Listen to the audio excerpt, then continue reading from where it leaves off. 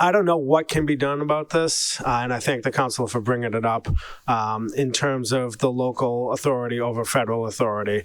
But I know I'm in a circle full of people who are all on the same page, I believe, on this. I know there's people, even in the city, who may not understand why this is important or may even support what's going on. And I always want to just take an opportunity as someone who grew up here, who knows people who may think like that, to give a different perspective. So recently I read that the head of the International Association of Chiefs of Police, Terrence Cunningham, they took a position against federal agents using masks within the country. And I just wanted to read a quote from this guy who said, the public needs to know who it is they're interacting with. When you look at someone and having a conversation with them, you see empathy on their face. You can have a conversation, understand who that person is. You need to be able to identify that person should something happen.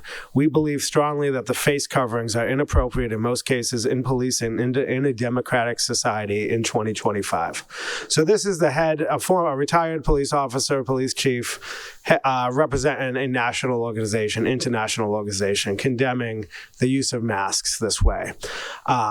So I just want to flag that for anybody who thinks that that people are okay with what's going on here. People who know better, who know the job, know that this is wrong, what's happening. And I would like to give a message to the regional director of ICE, who has supervision over all these people, who did have staff trolling City Hall, coming in front of City Hall to take pictures, take selfies, make fun of us, who failed to identify themselves when they abducted a tough student and wore masks then, and intentionally putting terror into the community. I also served in the military in an occupied country. And we, even then, were taught to be professional and polite to the people around us. And we were in more imminent danger than an ICE agent in Somerville, Massachusetts ever will be. We didn't wear masks. We respected the people around us.